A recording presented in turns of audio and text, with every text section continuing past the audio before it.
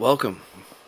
This presentation is going to be the most in-depth discussion that currently exists on the Chinese government's Belt and Road Initiative. This long-range plan by the Chinese government spells absolute disaster for U.S. hegemony, and you're going to be extremely surprised to find out who all is involved. So make sure to stick around till the end. And for those not familiar with my channel, I primarily do explanatory journalism, in-depth analysis, breaking down complex issues surrounding U.S. national security. And I'm going to start doing live streams soon going into the news, so make sure to subscribe and turn on your notifications if you want to tap into the news that the mainstream media and alternative media, for that matter, don't cover. So first we're going to be going into exactly what the Belt and Road Initiative is, who all is involved, and what it means for U.S. national and economic security. And once we cover the basics, we're going to dive deeper and bring it all full circle, connecting the Belt and Road to the, quote, Gulf of America, and, quote, the sudden push by the U.S. to obtain Greenland and Canada, along with other geopolitical matters such as the Panama Canal, Mexico, and the conflicts in Ukraine and Gaza, all of which I believe are central to the Belt and Road Initiative. And I'll be laying all of this out within this presentation. So I think you're going to find this quite interesting. It connects a lot of dots that really didn't seem to make a whole lot of sense unless looked at from a macro perspective through the lens of the Belt and Road Initiative. So with that, let's get started. This presentation is going to follow a series of articles that I wrote on this subject with some extra commentary and behind the scenes analysis. And I'll link everything in the description, so feel free to follow along and run this back multiple times to really digest the information. And don't forget to share this out far and wide. This is the Belt and Road Initiative, an impending disaster for U.S. hegemony. And I start this off with a quote. Economics affect politics, affect military posture and warfare. Economics affect politics, affect military posture and warfare. That's something that's going to be a theme throughout this presentation. Something is bubbling just under the surface, threatening U.S. national security. If this bubble bursts, it spells absolute disaster for U.S. hegemony. But this isn't anything new for the U.S., right? Many thought the same would happen with the petrodollar, having ebbed so far that many say it's dead. Despite the Middle East, Asia, and beyond having increased the use of local currencies and SDRs in exchange for oil, the US dollar still remains the dominant currency for global trade. The United States ran with the punches and is still going strong. So, what's next? The Belt and Road Initiative. The US is a major transshipment and distribution hub for global trade. US ports, particularly on the West Coast, like the Port of Los Angeles and the Port of Long Beach, along with the East Coast, like the Port of New York and New Jersey, handle large volumes of imports and exports, and often used as points where goods are first imported before being redistributed to other regions such as Latin America, Canada, and Europe. The Belt and Road Initiative is the largest global development project in world history. This is railways, highways, pipelines, port facilities, fiber-optic networks, etc. The Belt and Road Initiative was launched by the Chinese government in 2013 under President Xi Jinping. It aims to establish new global trade routes and infrastructure networks, fostering investment across Asia, Europe, Africa, and Latin America, seeking to bypass traditional routes and circumvent the United States altogether. The Belt and Road Initiative expands upon China's Silk Road, an ancient trade route laid in 130 BC and used until 1453 AD when the Ottoman Empire closed trade with China. This ancient trade route, having operated for over 1600 years, is now being resurrected and expanded upon with the Belt and Road Initiative, consisting of the Silk Road Economic Belt and the 21st Century Maritime Silk Road. Now, I want everybody to take a look at this. This is the Belt and Road Initiative and China's international trade routes, consisting of maritime trade routes as well as overland corridors.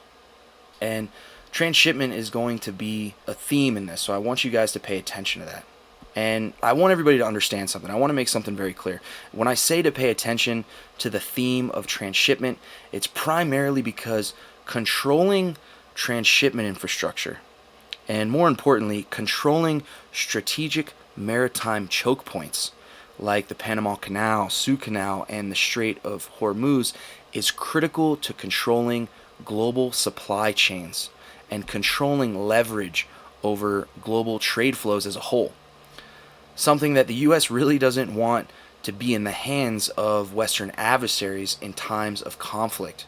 For he who controls the waterways controls the world.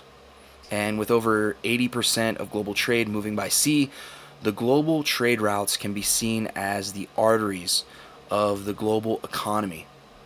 Something that no country wants leveraged against them militarily nor economically in times of conflict.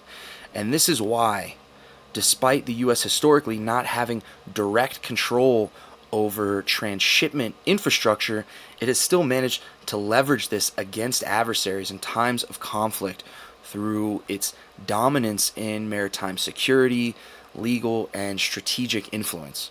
And this hegemony is possible through the IMO, ADMM+, US Navy, etc. But with China amassing control economically through infrastructure and influence with the Belt and Road, we're going to see how this has begun to shift these norms and leverage in favor of the Chinese government. So let's continue. The Silk Road Economic Belt of the Belt and Road Initiative is a land-based route connecting China to Europe through Central Asia, Russia, and the Middle East via rail and road, aiming to shift global trade flows by shipping goods and products directly through Chinese-controlled or Chinese-invested ports instead of via U.S. ports or those under Western influence. And you could see those land routes. And next, as part of the Belt and Road Initiative, you have the 21st Century Maritime Silk Road, enhancing China and partner countries' maritime trade connections with significant investments in ports in Africa, Southeast Asia, and Europe, bypassing the need for American ports and Western influence ports and reducing the flow of goods transshipped through the U.S. hubs like the Port of Los Angeles or New York.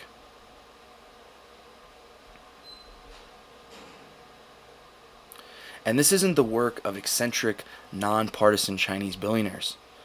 The Communist Party of China has incorporated the push for the Belt and Road development into its constitution, according to a resolution approved by the 19th CPC National Congress, quote, following the principle of achieving shared growth through discussion and collaboration and pursuing the Belt and Road Initiative, end quote.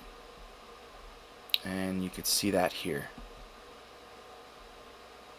This is the announcement of the Belt and Road being incorporated into the CPC Constitution in 2017.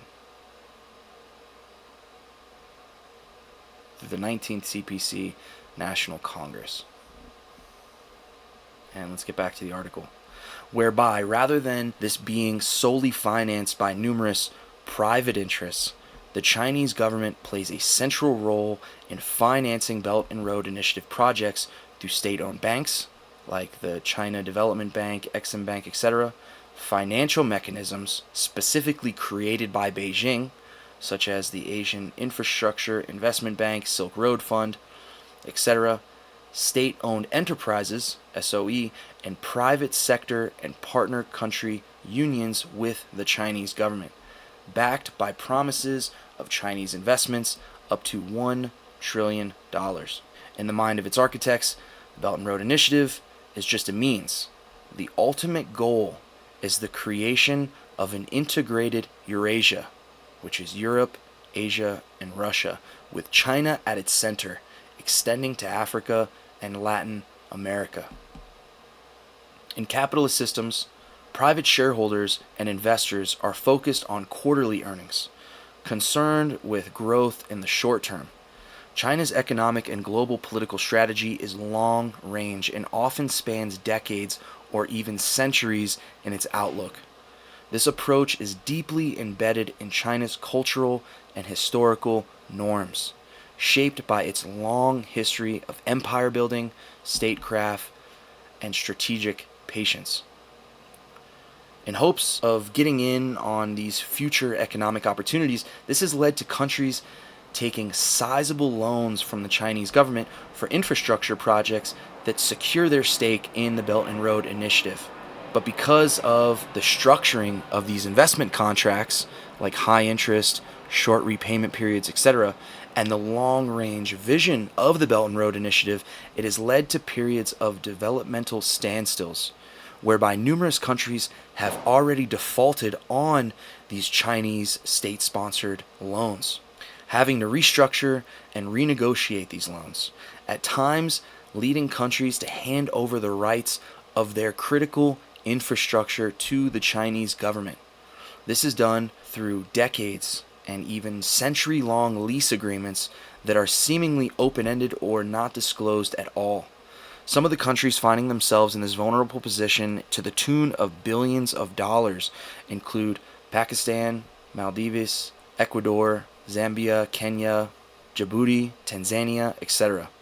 The Gwadar port in Pakistan and Djibouti port in East Africa are critical assets along the Belt and Road Initiative route, and now operated and managed under lease by Chinese state-owned enterprises due to debt crises with China. Sri Lanka is another country that famously defaulted on these Chinese loans and had to hand over control of a strategic asset to China after taking significant investments from the government under the Belt and Road Initiative. In 2017, Sri Lanka was unable to repay a large loan that it had taken from China. In order to settle the debt, Sri Lanka leased the Hambantota port to a Chinese state-owned enterprise, China Merchants Port Holdings, for 99 years, a lease capable of extending for another 99 years. This event sparked significant controversy and concern about not only China's increasing influence over Sri Lanka's infrastructure and economy, but the rest of the partner countries involved in the Belt and Road Initiative. So the U.S. had a nearly century-long lease on the Panama Canal following its construction, so what's the big deal? During the U.S. Panama Canal lease, spanning the entirety of the 20th century, China remained isolated from global trade under communist rule. During this time, and still to this day, the overall function of the Panama Canal has been to facilitate global trade and improve shipping efficiency across the entire world, even having played an important role in China's rise as a global trade power and its increasing integration into the world's economy. So while strategic waterways, like the Suez Canal and Panama Canal, can be used to exert political leverage over global trade, this was done temporarily in the past for diplomatic purposes to overturn political instability, not to box out economic trade altogether to countries over the long term. Over the years, Belt and Road Initiative aside, the U.S. hegemony on trade and shipping has dwindled alongside the U.S. dollar. Asia has seen a significant rise in the number of transshipment hubs, especially in China, Singapore, and the Middle East. These regions are becoming central to global logistics due to their proximity to manufacturing centers and growing infrastructure investments. China's ports, such as the Shanghai and Shenzhen, are some of the busiest in the world and increasingly serve as hubs not just for Chinese goods, but for transshipment to other parts of the world. Chinese hubs that saw a big boom during COVID. China's growing influence in global trade has shifted some transshipment activities to its ports, especially as it strengthens its infrastructure under the Belt and Road Initiative. And we're going to be going into this very shortly about the connection between the Belt and Road Initiative, the Gulf of America, Greenland, Ukraine, Gaza, Canada, Mexico, and the Panama Canal. This section is titled Impending US Disaster Because of the Belt and Road Initiative. The Belt and Road Initiative spells disaster at the state, local, and federal level for economic and national security. A critical aspect of the Belt and Road Initiative affecting all U.S. citizens, coast to coast, from consumers to business owners, will be the price hikes of countless products made all over the world, then needing to import items and materials previously passing through the U.S. ports during transshipment. At the local level, cities and regions that rely on port activities will be affected by changes in global shipping routes and the shifting focus of transshipment away from U.S. ports. Loss of jobs is the most obvious. Stevedoring, logistics, warehousing, transportation, and customs operations, etc. Also, suppliers to shipping companies or local transportation firms will face closures as the amount of cargo passing through U.S. ports continues to decline. A decline in the importance of U.S. ports for transshipment can affect demand for support industries related to port operations, further impacting local economies, construction, energy, maintenance services, technology, etc. Port cities in the U.S. may face difficulty justifying the high cost of upgrading port facilities, such as adding container terminals, expanding port capacity, etc., if transshipment activities are moving to ports outside the United States. Thus, local governments will have to reevaluate infrastructure investments in their ports and transportation networks. Even local investors will then become more attracted to ports in Latin America and Asia for infrastructure investment that was previously focused on U.S. ports. And we're already seeing this. This overall lack of progress only leads to exponential regression for the entire U.S. shipping and trade industry as a whole. At the state level, the shift in transshipment activities to foreign ports will lead to economic displacement within states that rely heavily on port activity.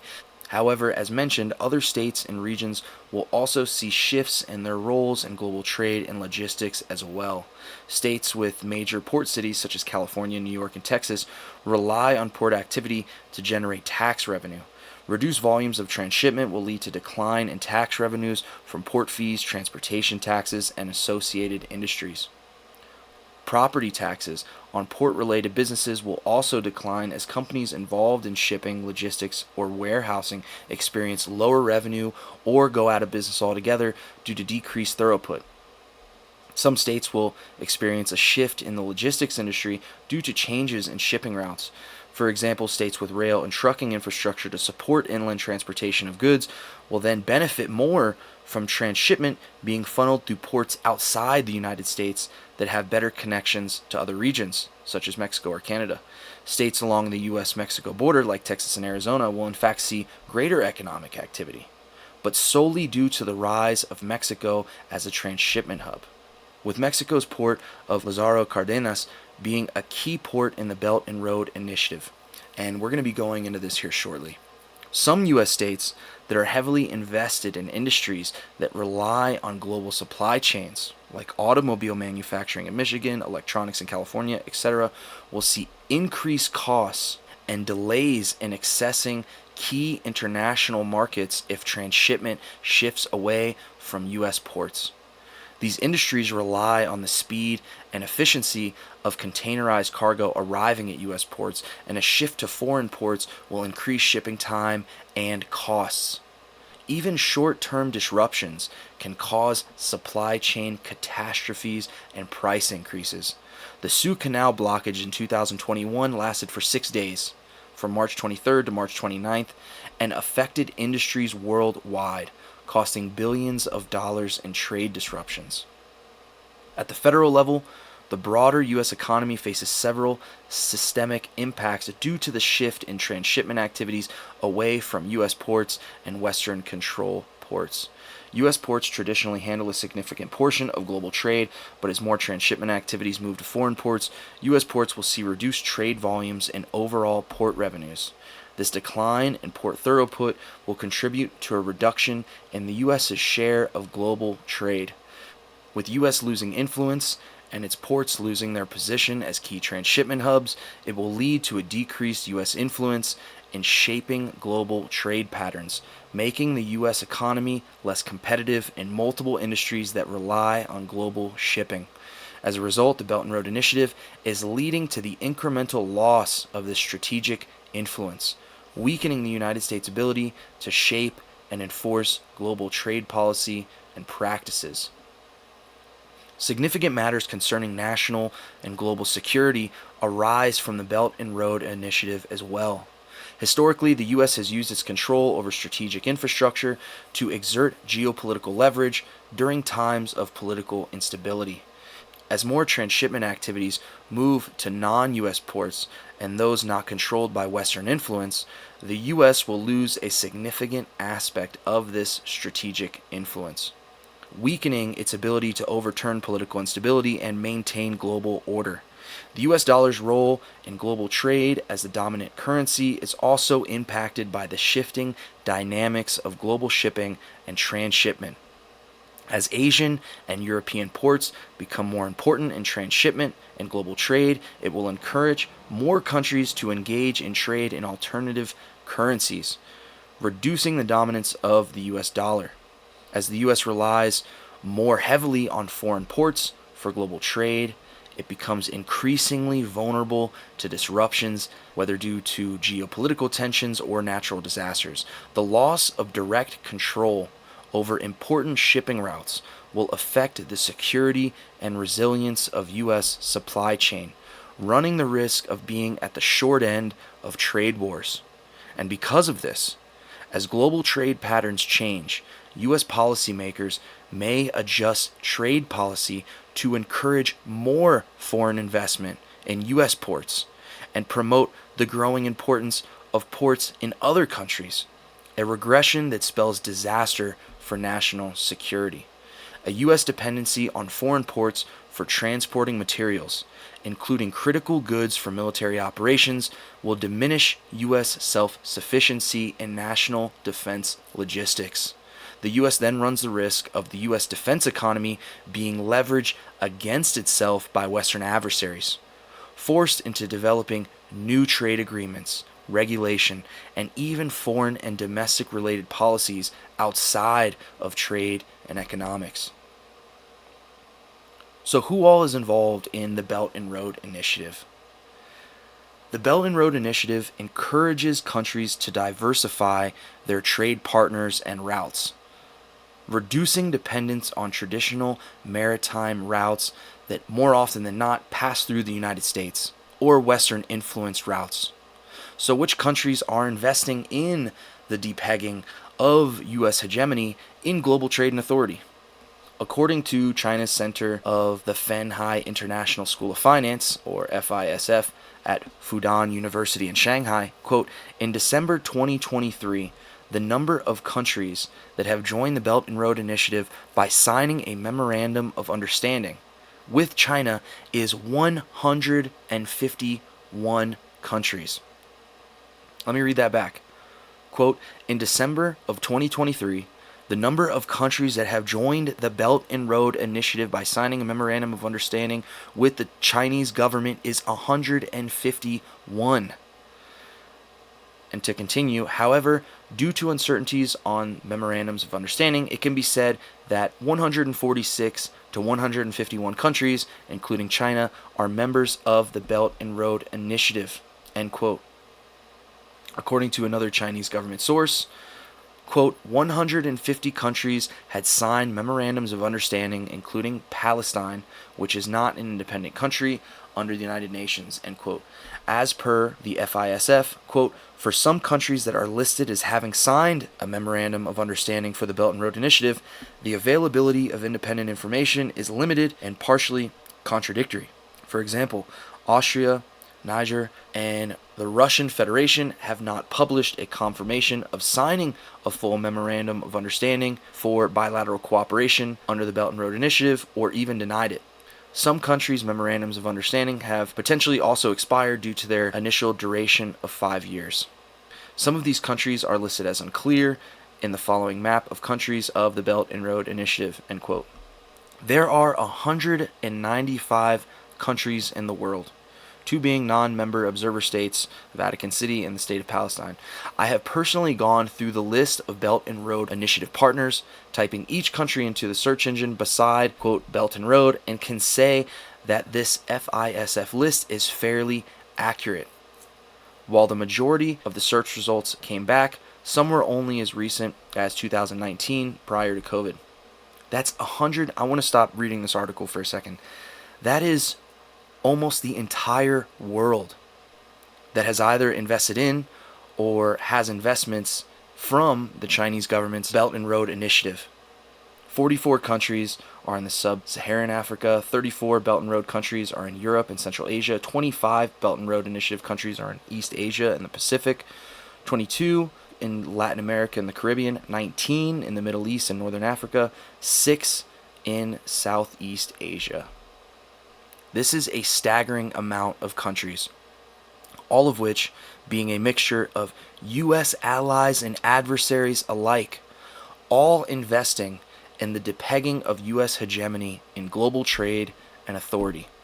Some Western allies are even passive-aggressively becoming part of the Belt and Road Initiative while not having signed a memorandum of understanding with the Chinese government.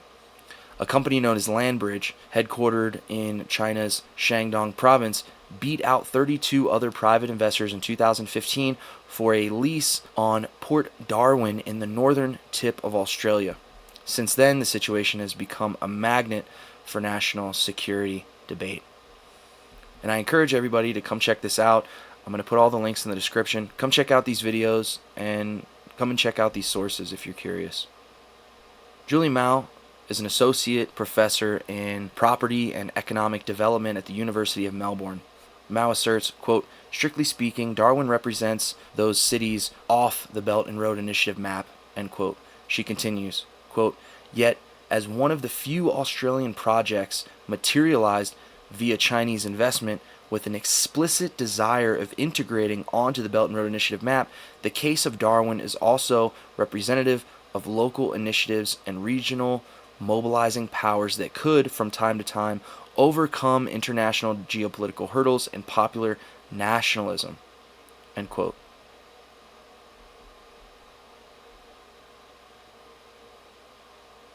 The government has asked the Department of Defence to review the Darwin Port's 99-year lease.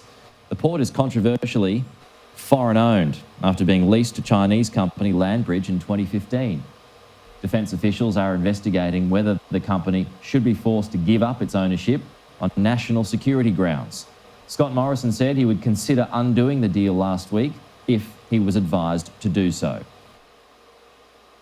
So we see that even though the Belt and Road Initiative may not be funded directly by the Chinese government, its push is still felt from the citizens of China, likely coming from a place of national honor now that the Belt and Road Initiative is in China's constitution. Another one of those off-the-map Belt and Road Initiative members is the state of Palestine/Israel, the United States' greatest ally in the Middle East. National security concerns have been raised as to why such a close military and strategic partner would be investing in the crippling of its ally. And here I've cited this article from Modern Diplomacy, Israeli plan to join Belt and Road Initiative and its effect on U.S. national security, from 2 years ago.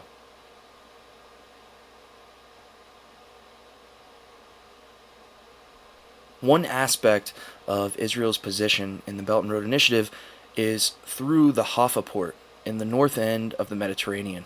This region is critical to the Belt and Road Initiative. The construction of the new port started in 2018. The first phase has been completed and has an annual container throughput of more than 1 million TEU. This is the first new port opened in a Middle Eastern country for the past 60 years and has given the country a new gateway to the world. SIPG said the port is one of the most advanced in the world in terms of automation, efficiency, environmental sustainability, and customer service. It may also lead more overseas countries and regions taking part in the Belt and Road Initiative to have greater interest in working with Chinese companies on larger infrastructure projects. And one thing I want to remind everybody is that Iran actually just attacked recently Haifa. And as everybody knows, Iran is an ally of China. And one thing to keep in mind is despite Iran attacking Haifa, the Haifa port, which was invested in by the Chinese government, has gone undisrupted. So keep that in mind. Back to the article. Haifa port is the first new port opened in the Middle East in over 60 years. It is located on the eastern Mediterranean coast, which makes it a vital link between Europe, the Middle East, and Asia. The port's geographical location is significant for trade flows between China and Europe, particularly in the context of maritime routes that are part of the Belt and Road Initiative. The Haifa port also plays a significant role in connecting the Mediterranean region to the Suez Canal, which is a major global shipping route linking the Mediterranean Sea to the Red Sea, facilitating trade between Europe and Asia through the Indian Ocean. This is what's known as a choke point, I just want everybody to know. Because of its proximity to the Suez Canal, it's an important logistical hub for shipments between Asia and Europe. China's Shanghai International Port Group, or SIPG, acquired a 25-year concession in 2015 to operate the Haifa Port Container Terminal, which has significantly enhanced the port's capabilities and its connection to global trade networks. China is using the port as a beacon to lure more Western allies to the Belt and Road Initiative. The port currently facilitates the movement of goods between China, Israel, and Europe, and is expected to benefit further from enhanced trade under the Belt and Road Initiative framework, all at the United States expense. And just to clarify really fast, Adani Ports, which is a company from India, won a concession over part of the Haifa port, and along with the Gadat Group, which is an Israeli company. And India is not a part of the Belt and Road Initiative, but the Haifa port is as a whole. So I just wanted to clarify that. Next, we're going to jump over to the other article, which is going to dive a little bit deeper into the logistics of the Belt and Road Initiative and exactly how the Gulf of America, the Panama Canal, and this sudden push for the U.S. to acquire Greenland and Canada comes into play.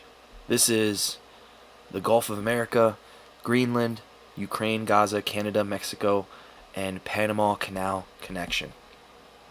All of these have been in the news over the last weeks and months, but they share much more in common than just headlines. In a January 7, 2025 news conference, at the time, President-elect Donald Trump mentioned that the U.S. may need to use, quote, military or economic coercion, end quote, to gain Greenland, and the Panama Canal for, quote, economic security, end quote. Capitalism is the dominant economic system worldwide, allowing global markets to decide a nation's own sovereign interests. What could possibly push defense advisors to recommend the, at the time, incoming commander-in-chief resort to modern-day colonialism should economic agreements with these regions fall through? And here, if you guys want to check it out, I'm going to leave everything in the description. Here you can hear, at the time, President-elect Donald Trump mentioning they may need to use military force to acquire the Panama Canal and Greenland, of all places. And that had a lot of people speculating, what could Greenland possibly have anything to do with the Panama Canal and Canada? And it was all mentioned in the same breath. And this is the Belt and Road Initiative. Greenland has been identified as having one of the largest untapped deposits of rare earth elements in the world, particularly through its vein field project. This project is notable because it contains not only rare earths, but also uranium, making it a potentially high-value site for multiple critical materials with military applications. The rare earth elements found in Greenland include key elements like neodymium and rhasidium, which are essential for producing magnets used in high-tech industries such as electric vehicles and wind turbines. These elements are also critical for many defense technologies such as missile systems and radar equipment. The deposits in Greenland are particularly interesting because they contain heavy rare earth elements, or HREEs, which are more rare and harder to extract but are in high demand due to their importance in specialized electronics and advanced technologies. But there are other regions in the world where market share can still be had for these resources. Is it really worth risking the democratic high ground for the US to colonize an autonomous region of Denmark just for gadgets? While Greenland is a central aspect of the Defense Department's Arctic strategy, how is Greenland also pivotal for economic security? If not for rare and heavy rare earth elements, then how? And in this regard, where does the Panama Canal fit in the same breath as Greenland? Now, I want to make this clear really fast before we continue with this article. Greenland is a central aspect of the Defense Department's Arctic strategy. I'm going to open this up really fast so you guys can see what I'm talking about with this Arctic strategy. Very, very curious information here. And this article came out as recent as July of 2024, nearly a year ago. And if you do any research into this Arctic strategy, it basically says that there is a cold war going on for the Arctic Circle, for strategic influence over the Arctic Circle. It's very, very interesting. And it's specifically because of these maritime routes that are now accessible because of the change in the weather in the northern Arctic region. It says here, the Arctic region is undergoing rapid change both strategically and physically. The People's Republic of China, which remains the Department of Defense pacing challenge, seeks increasing access and influence in the Arctic, while Russia remains an acute threat in the region despite its losses in Ukraine. Increasingly, these two competitors are collaborating in the Arctic with implications for the security of the United States and our allies and partners.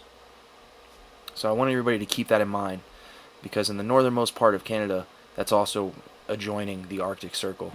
So keep that in mind as to why Canada comes into this along with Greenland. Now, I'm not going to touch on this because we just touched on this. This is just saying that all of this is connected through the Belt and Road Initiative once again.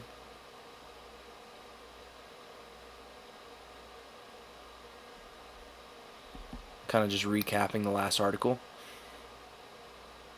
Now let's start with Greenland and Canada. As of all the current maps of the Belt and Road's maritime routes, none show exactly how vessels make it back to Eurasia from the Caribbean Sea. There are very few routes that accommodate this transatlantic voyage. One route being from the East Caribbean Sea up to autonomous island territories of Portugal, an archipelago known as the Azores. This region is represented by an O on the map below. This is part of a route known as the Northwest Passage. So I want to show everybody what I'm talking about here. So this right here is why this race for the Arctic is so important. Because this is the trade route that the Belt and Road Initiative seeks to secure. Up through here. And also up around through here, through the north of Russia. This is known as the Northern Sea Route. Comes all the way up, goes to the Suez Canal, and then back up again. These are the most dominant trade routes in maritime in the world. Going from here all the way up into Rotterdam, and back up, and here we are with Greenland. And this is why this is so important that the Chinese government doesn't maintain a port in Greenland or anywhere over here in Iceland as well. This could be an issue. But as soon as the Chinese government maintains a port in Greenland, they're able to traverse and create their own Northwest Passage that completely bypasses U.S. ports, U.S. transshipment ports, and Western influence ports and infrastructure. This is why this is important. This is where Greenland comes in. And this is also where the Panama Canal comes in. Control over the Panama Canal.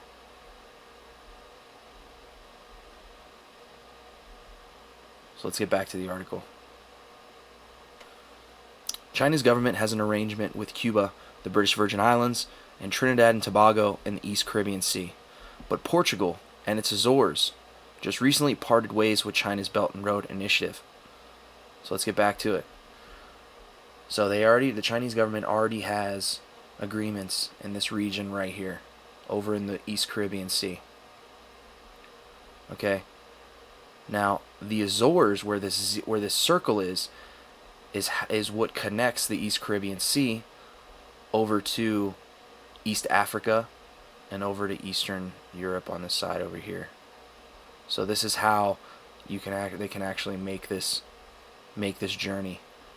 And this was critical to this completion of the Northwest Passage, because if we look over here, if we look to their Belt and Road Initiative, we see this on the left side of the map. Okay? And we see this on the right side of the map. We see they go from Panama over to the East Caribbean Sea, and then they just appear over here in East Africa. But there's logistics that have to be taken care of first, and securing locations in order to connect all of these routes. That's what's so important about the Panama Canal, and that's also what's so important about the Azores here at the circle. Okay, that's what connects this Belt and Road Initiative, and also where Greenland comes in. It's all about connecting this Northwest Passage all the way around and being able to find infrastructure and invest in this entire route. Same thing over here. That's why the Suez Canal is so important, and Israel and Haifa port is so important. So the Azores, Portugal, recently parted ways with the Belt and Road Initiative. So let's continue. So where do they go from there?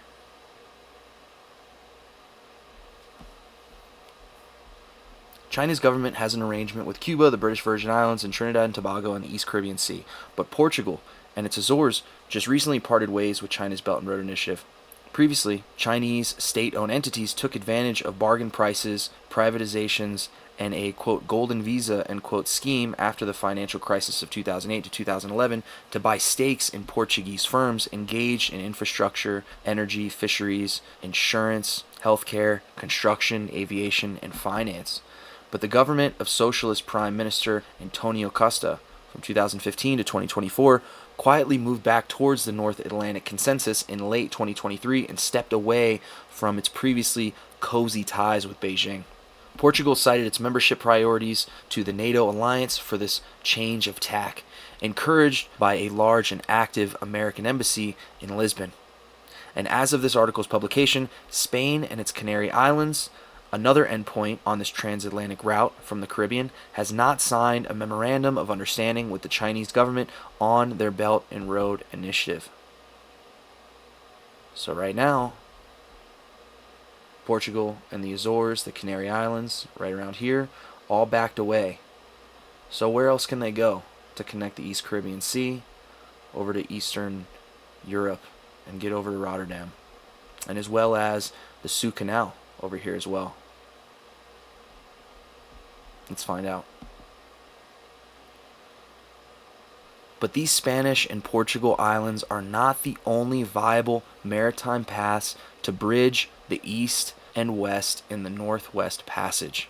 The Chinese government has signed memorandums of understanding for the Belt and Road Initiative with 49 of the 54 African countries.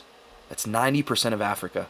And nearly every Western African island with a deep water port or potential for one. And I cite all of this here if you want to come to this article and check it out, such as Cape Verde, Sao Tome, Principe, Gorée Island, which is Senegal, Bisagos Islands, Enabon, which is Equatorial Guinea, etc. This region is represented by the X on the map below. Southeast of the Azores, where the green line will be extended to on the Belt and Road Initiative's version of the Northwest Passage. And I call this China's Northwest Passage, or CNWP. This is the X here. This is where the Chinese government has gained control and influence over. Instead of the Azores, the Canary Islands, and this section of Portugal, this green line will then be extended across the ocean here to this X, and then will move its way north along Western Africa into the Suez Canal or up to Rotterdam in Eastern Europe, if you could see here. So they don't necessarily need control over the Azores and Canary Islands, which is the traditional Northwest Passage, because China is creating its own Northwest Passage, as you can see here, to the X. So this is where that green line will be extended to. It'll just be a little bit wider of a circle, but no hiccups. But while China's West African connections secure a corridor across the Atlantic Ocean from the Caribbean to Europe and the Middle East, the Belt and Road does not have a direct maritime route to and from Northern Europe and Russia through the Arctic Circle. As you can see here, Chinese government is moving on from this section. The importance of this green line here, we're moving on to the red line. Chinese government does not have transshipment ports or influence along the top of the Northwest Passage here, as you can see, which will connect and create an entirely new Chinese Northwest Passage. So far, they've managed to connect the bottom part of the Northwest Passage. They've just recently lost control over the Panama Canal. Does not mean that the Chinese cannot still traverse the Panama Canal, but it just means that they don't have exclusive control over it. But they have connected the entire bottom of the Northwest Passage. The Chinese government's Belt and Road Initiative has secured the United Kingdom and the largest ports in Europe: Port of Rotterdam, Port of Hamburg, Antwerp Port, etc. This area of Northern Europe on the Northern Sea bordering the Arctic Circle is critical. Let me show you guys what I'm talking about. Let's go back up here. This area right here is where they've secured investments, secured influence, and have memorandums of understanding to over here. This area right here is critical. It's critical right here. You can see it here on the right map as well. From Rotterdam, vessels can either take the Northwest Passage around North and Central America, the Northern Sea route all the way around Eurasia, or the Northern Sea into the heart of Europe or Eastern Russia through the Barents Sea. Let me show you what I'm talking about here. This is why this area is so critical. It's because from taking the Northwest Passage, once you get to Rotterdam, as you can see here, then they can traverse the entire Northern Sea route here, all across the Northern Sea route across the top of Russia. That's why there's this cold war, so to speak, trying to gain control over the Arctic Circle, or travel through the Suez Canal all the way up through the top of Africa, and then along the bottom of the Northern Sea route. So that's why Rotterdam in this part of Europe is so critical, is because this is what connects the Northern Sea route to the Northwest Passage. Let's continue. China's Belt and Road has already laid the foundation of a Northern Sea route, going all the way around Eurasia exclusively via Chinese state-owned or controlled ports. The only thing preventing the Chinese government's Belt and Road Initiative from obtaining its own Northwest Passage is the need for Chinese state-owned facilities along Canada's Arctic archipelago and Greenland's surrounding waterways, specifically Baffin Bay and or the 7 ports in the south of Greenland. This has not happened, with both Greenland and Canada standing with the US on defense matters and against China's Belt and Road. Let me show you guys here. So the Chinese government has already secured the Northern Sea route. They've already secured this right map here, with the Haifa port, entry into the Suez Canal. They have the entire Northern Sea route all the way across secured. The only thing preventing them from having a Northwest Passage is full control over the Panama Canal, which they don't need, but they absolutely will need some sort of port or infrastructure or investment along the top, this red line of the Northwest Passage. That is the only thing from preventing the Chinese government from having its own global trade routes outside of Western influence and or control. But concerning grave matters of national and economic security, a pinky promise may not be enough to sate defense officials and Pentagon leadership. While the recent rhetoric of the 51st state may seem impossible or unthinkable, the ability of the U.S. to acquire territories via treaties is ingrained in the U.S. Constitution. Article 2, Clause 2 of the U.S. Constitution states, "He, the President, shall have power by and with the advice and consent of the Senate to make treaties, provided 2/3 of the senators present concur." End quote. Treaties are the tools the U.S. uses to take, quote, nothing by conquest, end quote, after the Senate ratifies those treaties by a 2/3 majority. Once the U.S. legally acquires territories, Article 4, Section 3 of the Constitution grants Congress the authority to manage them or dispose of them. Quote, the Congress shall have power to dispose of and make any needful rules and regulations respecting territory and other property belonging to the United States, end quote. But is this threat from the Belt and Road really that soon in the foreseeable future? How long until China fits this final puzzle piece into its own Northwest Passage? After all, large vessels generally don't regularly traverse through the Canadian Arctic archipelago due to several significant challenges, including ice conditions, shallow waters, and narrow, winding channels. Now, we're just showing this zoomed-in version here, as we were talking about. The only thing preventing the Chinese government from securing its own Northwest Passage, after it already invested in infrastructure along the Northern Sea Route, the total Northern Sea Route. But the only thing preventing the Chinese government from having its own Northwest Passage is some sort of infrastructure or investment along the top, this red line of the Northwest Passage. So this image below is a zoomed in version of the top of Canada. We got Alaska over here. This is the top of Canada. We got Greenland, Iceland. Some sort of port or infrastructure along this route is the only thing preventing the Chinese government from obtaining its own fully Chinese government-controlled Northwest Passage outside of U.S. investment or control. While the northern part of the Northwest Passage has been exploited for centuries, it has only been in recent years, particularly in the 21st century, that commercial vessels have successfully traversed the route without needing significant icebreaker support due to the diminishing sea ice during summer months, especially the Parry Channel and McClure Strait. Prior to this, passage was typically seasonal and only possible with the help of icebreakers. In 2016, a Chinese vessel, the Xinhai Tong 23, became the first large cargo ship to complete a trans-Arctic voyage through the northern Northwest Passage, underlining the growing potential of the route as climate change continues to melt the ice in the Arctic. And just months prior to the publication of this article, the Hong Kong-flagged and state-owned container ship New Star has become the largest non-ice class box ship to travel across the Arctic. Gross tonnage of 35,975 tons across a length of 231 meters.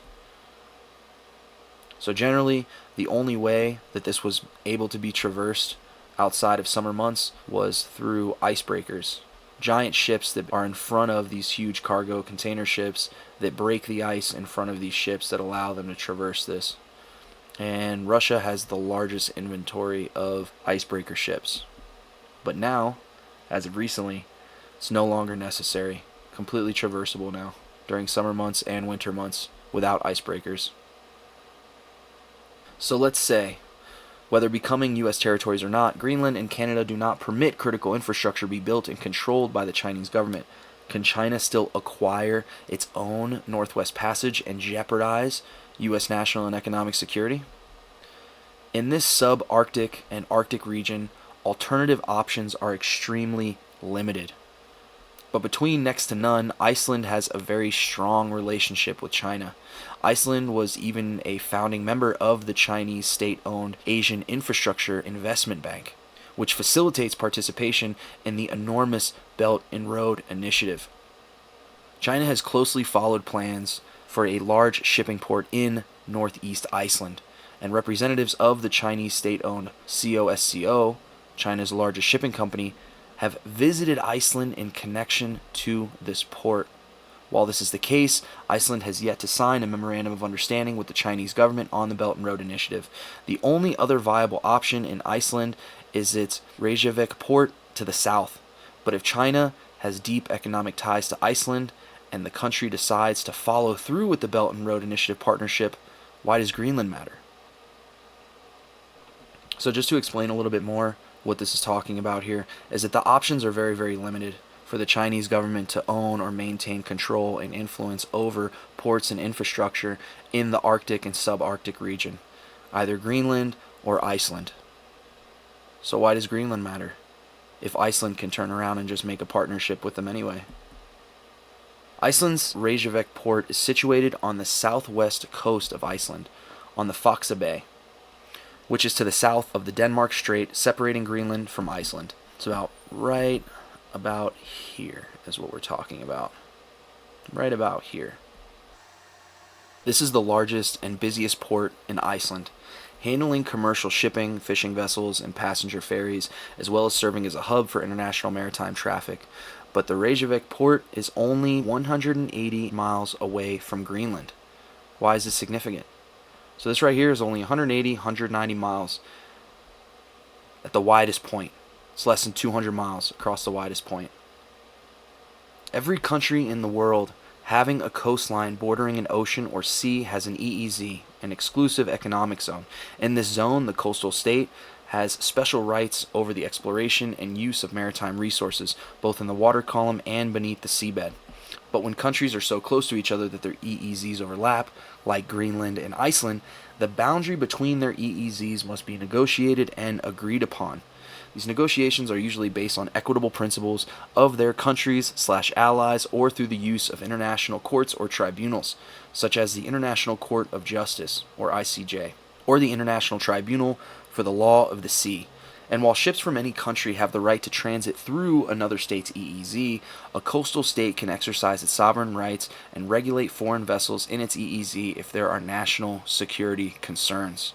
But while this is especially true for military or other government vessels, it does not apply for commercial vessels. Regardless if the U.S. views the Belt and Road Initiative as a strategic and economic concern. However, trade routes and ports connected to the Belt and Road Initiative within a country's EEZ may fall under the broader concerns of economic security for their countries/allies, whereby, although a country cannot block or restrict freedom of navigation, it can challenge China's control over key ports or maritime routes in its EEZ through international legal frameworks. So, that being said, we just saw that with the Panama Canal. Although the U.S. cannot restrict traffic through the Panama Canal, it can still challenge control of key ports along the Panama Canal. And the same thing can be said here. Because this is less than 200 miles, and they both share an EEZ, Greenland can very easily argue that Chinese-controlled ports within its EEZ are matters of concern. So let's get back to the article. It could be argued that China's growing control over strategic shipping lanes and ports within Greenland's EEZ through the Belt and Road Initiative constitutes a violation of international norms, such as undermining international shipping and trade agreements, etc. Belt and Road Initiative control and ownership of an Arctic maritime route in the Northwestern Passage would then be limited to nothing. The China's Belt and Road Initiative's Arctic control would strictly be in the Northern Sea Route across the pond. Between the Northwest Passage, the Northern Sea Route above Russia, and the future Transpolar Sea Route, or TSR, this has made Arctic countries in the center of what has been called the Arctic Cold War. This balancing of economic access in the region with U.S. national security is a concept known as the Arctic Trilemma. And like Greenland and the Panama Canal, this is presumably where U.S. talks of acquiring Canada came from for, quote, economic security. Like I said, this is what's been known as the Arctic Cold War, is trying to have and maintain control and influence over the Arctic Circle. And this balancing of economic access with U.S. national security is known as the Arctic Trilemma, because on one hand, according to international law and international norms, no one can restrict the access of commerce. But when it comes to matters of national security, how do you balance that? This is known as the Arctic Trilemma, concerning this issue in the Arctic Circle and the subarctic. The Chinese government and state-owned enterprises own or control critical infrastructure along the entirety of the Northern Sea Route. And without ownership over the Arctic half, China's Belt and Road Initiative can only control the bottom half of the Northwest Passage.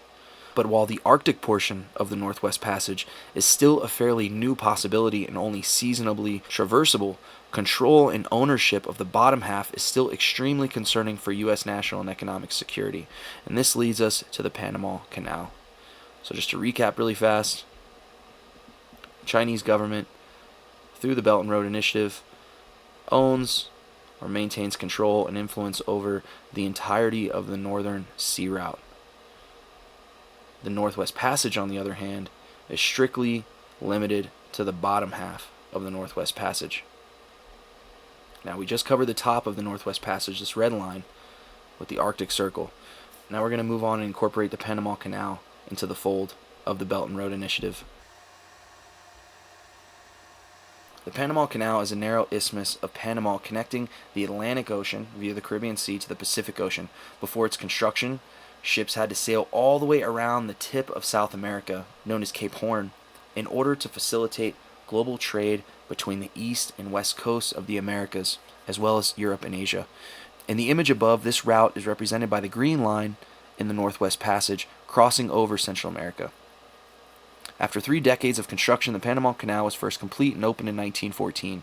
France began the project, but the U.S. would inevitably oversee its completion to the tune of $375 million, or $12 billion by today's USD, adjusting for inflation. After almost 80 years of U.S. control, the Panama Canal Treaty of 1977 was signed by U.S. President Jimmy Carter and Panamanian leader Omar Torrijos. This treaty set the stage for the gradual transfer of the canal to Panama, with sovereignty being officially transferred back on New Year's Eve, 1999. However, within this agreement, there was a provision accompanying this treaty about the U.S. retaining certain rights, especially regarding security. It is known as the Neutrality Treaty. This guaranteed that the Panama Canal would remain neutral and open to all ships, and it allowed for the U.S. to take military action if there were any threats to the canal's neutrality or its operations. And here we see here, official sign, the Panama Canal Treaty in 1977. As mentioned, the then incoming Commander-in-Chief of the U.S. Armed Forces just recently mentioned that the Panama Canal, like Greenland, also may need to be acquired for, quote, economic security, end quote, possibly through the use of, quote, military or economic coercion, end quote. But the Panama Canal has been the host of private Chinese investment for decades, ever since Hutchinson Wampa, or Hutchinson Port Holdings, won concessions to operate the ports in Panama on both the Atlantic and Pacific sides of the canal, which is Cristobal and Balboa. This 1997 contract, through a Hutchison subsidiary called Panama Ports Company, was for 25 years and was renewed in 2021 for another 25 years until 2047.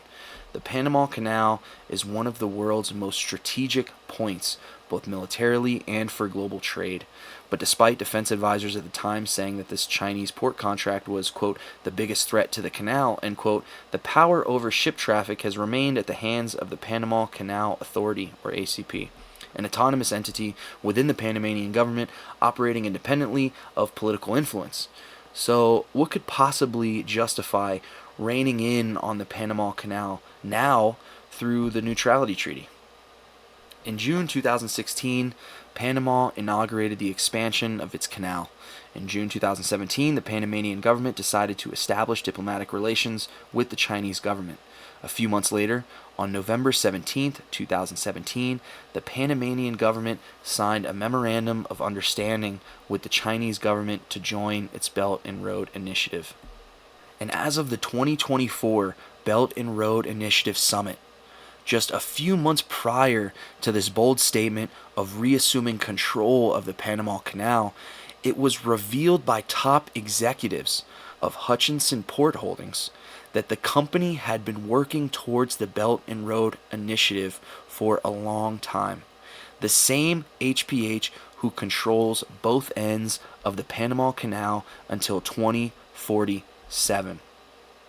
I want to run that back. So when everybody thinks that it's very strange that this would come out saying that the U.S. would have to use military force and economic coercion to reassume control of the Panama Canal, just a couple short months prior to that, it was revealed by top executives that the company had been working, the same company that now controlled both ends of the Panama Canal, admitted that they had been working towards the Belt and Road Initiative.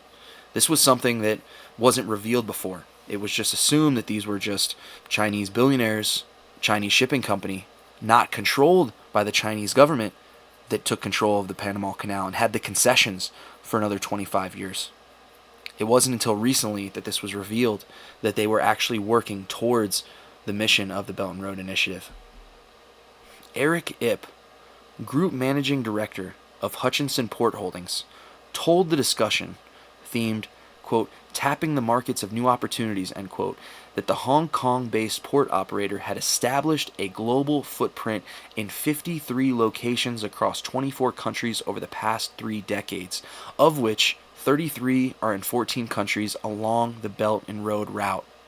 Quote, this is by no means a coincidence, as the Belt and Road essentially started a long time ago, end quote.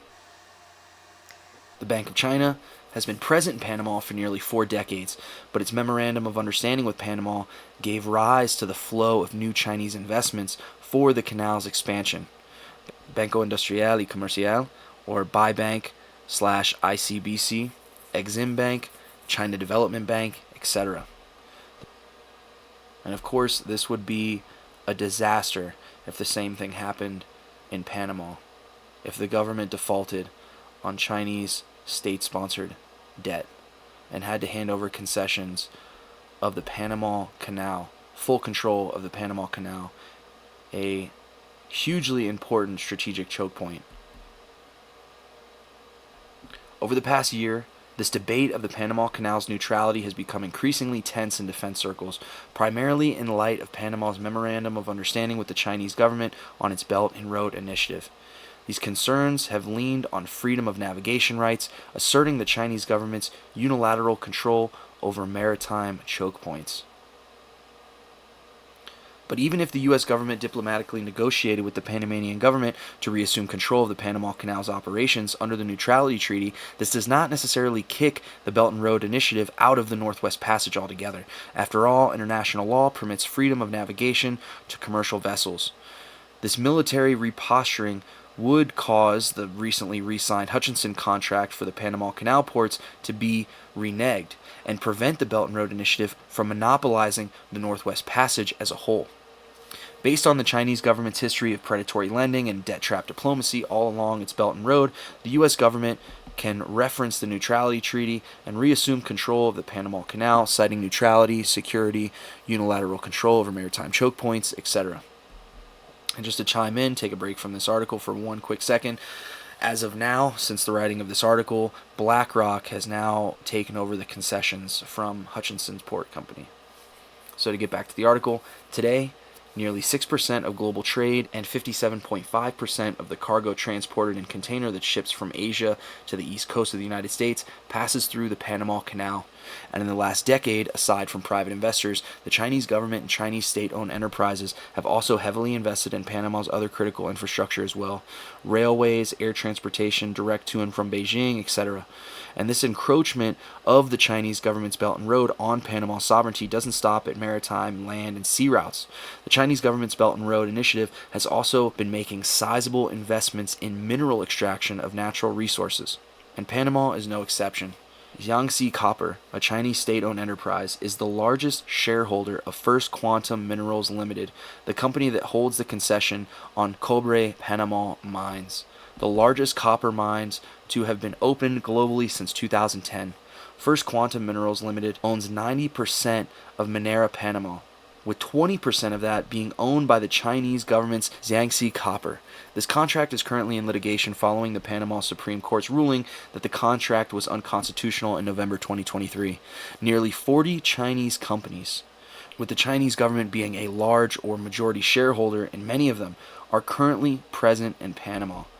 These companies are in sectors as diverse as mining, finance, logistics, and telecommunications, with half of them having open distribution centers in the Cologne Free Zone under the special regime law, whereby the Chinese government's investments in the Panama Canal expansion are not the only threat to Panama's sovereignty concerning its critical infrastructure, especially should this state-sponsored debt be defaulted on. Belt and Road affiliated vessels are still permitted freedom of navigation through its locks. And once again, just a quick update, BlackRock now has these concessions.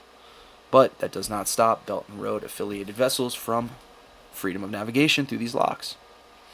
So because BlackRock has taken over concessions of the Panama Canal. We're going to skip ahead here.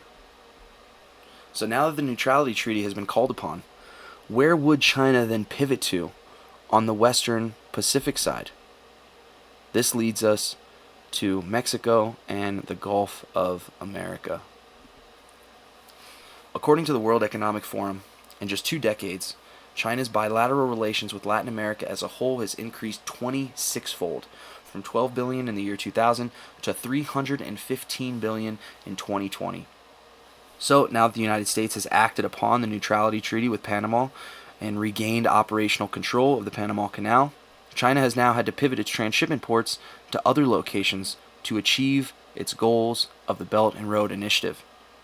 And with such heavy investments in Latin America over the previous decades, the Chinese government is at no shortage of options, including Central American countries along the Northwest Passage that touch the Atlantic and Pacific ends, Costa Rica, Nicaragua, etc. After Nicaragua signed a memorandum of understanding with China, it began the Nicaragua Canal, a contender to the Panama Canal. The Nicaragua Canal, or Interoceanic Canal, is a shipping route across Nicaragua connecting the Caribbean Sea to the Pacific Ocean through Lake Nicaragua. This nearly 200-mile undertaking still remains in question. But Mexico is another country involved in the Chinese government's Belt and Road Initiative along the Northwest Passage that touch the Atlantic and Pacific ends.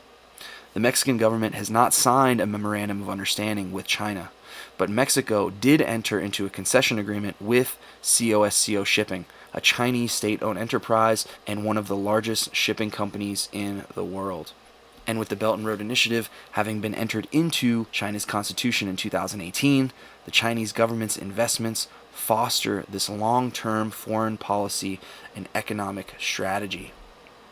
A deal between COSCO Shipping and Mexico was for the port of Lázaro Cárdenas, a significant partnership that involves concessions for the operation of one of Mexico's most important deep-water ports. The deal was finalized through a joint venture agreement in 2017 in which COSCO Shipping, the Chinese state-owned shipping giant, partnered with Grupo Mexico, a large Mexican conglomerate, to operate and expand the port's container terminal. So just to make this clear, just to recap what this is saying here, just because the U.S. has reined in the Panama Canal through BlackRock and their concession over the Panama Canal, that does not stop the flow of Belt and Road Initiative affiliated cargo ships from traversing through the Panama Canal. It just means that it cannot fully control the transshipment activities therein. So what this next part of the article is describing is saying that what this next part of the article is describing is that there's already contingency plans in place for this. They can very easily move their transshipment activities along to Mexico on both sides, on the Pacific side and the Caribbean side. The Port of Lazaro's position makes it an ideal entry point for goods being shipped from Asia to the United States and other ports of North America, directly off of Mexico's Pacific West Coast, where China's Belt and Road lacks control over a major transshipment hub now that the U.S. has resorted to the neutrality treaty. The Port of Lázaro is the second largest transshipment hub on the Pacific coast of Central America, surpassed only by the Panama Canal in terms of strategic importance and capacity for transshipment activities. This makes Mexico's Port of Lázaro a key player in transshipment on the Pacific side of the Americas. Between the Belt and Road's Port of Lázaro on the Pacific side and its transshipment ports just outside the Panama Canal on the Caribbean side, the Chinese government would see a seamless transition now that the U.S. has reassumed control of the Panama Canal. Mexico's position as a trading partner in the Pacific offers China's Belt and Road Initiative an alternative control over the region rather than from the more congested and politically sensitive Panama Canal, and it is highly possible that even Panama's MIT and CCT ports will be off-limit to the Belt and Road control now that the U.S. has reassumed authority over the canal. So if Mexico's business relationship with the Chinese government were to carry over to the Atlantic side, this could extend to multiple deepwater ports in the Gulf of Mexico, Veracruz, etc., etc. This Mexico-China alliance on the Belt and Road, especially should it materialize in the Gulf of Mexico, would be disastrous for U.S. national and economic security. The Belt and Road would solely need the Panama Canal for passage through the locks, independently handling transshipment logistics at ports on either side of Mexico's coastline. It should be said that changing the name to the Gulf of America would do absolutely nothing to stop this. Geographical naming conventions, while important for historical, cultural, and political reasons, do not generally affect a country's actual territorial boundaries or maritime rights. Saying something like this only elevates political tensions to make diplomacy on these matters worse. On the topic of political tensions, that brings us to Ukraine. So how does Ukraine fit into the Belt and Road Initiative? Ukraine is located on a very critical and strategic location for the Chinese government's Belt and Road on the Black Sea. Ukraine is also a Belt and Road partner with key ports like Odessa and Mykolaiv, making it crucial for trade, shipping, and access to global maritime routes. The Black Sea itself connects to the Mediterranean via the Bosporus Strait, which links to the Sea of Marmara and the Aegean Sea. These are vital trade routes for Eurasia, particularly for regional trade, access to global markets, and the movement of goods between Europe, the Caucasus, Central Asia, and beyond.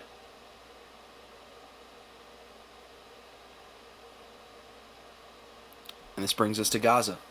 Gaza, like Ukraine, is also in a critical location to the Belt and Road Initiative. Gaza is in the disputed region of Palestine located to the south of Israel, specifically along the southern Mediterranean coast. China already exercises maritime control of Mediterranean operations in Israel's northern region, having built the Haifa port, and like we discussed previously. The only Palestinian territory on the Mediterranean Sea is Gaza, also having a port of its own. If the Palestinian population is completely displaced from the ensuing conflict and not prohibited to return, Israel would be free to turn its entire Mediterranean coastline into an arm of the Chinese government's Belt and Road. Haifa port, Gaza port, and that entire Mediterranean coastline is a critical point of interest for the Belt and Road due to its extremely close proximity to the Suez Canal corridor, a vital link to the Belt and Road Initiative, providing passage between Europe, the Middle East, and Asia. This path is critical for the Belt and Road Initiative to establish its own northern sea route exclusively along Chinese state-owned or controlled hubs. Israel is America's greatest ally in the Middle East, yet it is investing in the most critical aspect of the Belt and Road Initiative, hedging their bets on depegging of U.S. hegemony and global trade. We already went over the Haifa port, so I don't think we really have to go over that again. And that brings us to the end of our presentation. Thanks a lot, guys, for tuning in. I really appreciate it. Make sure to like and subscribe to the channel, and stay on the lookout for those live streams. We're going to get those started shortly.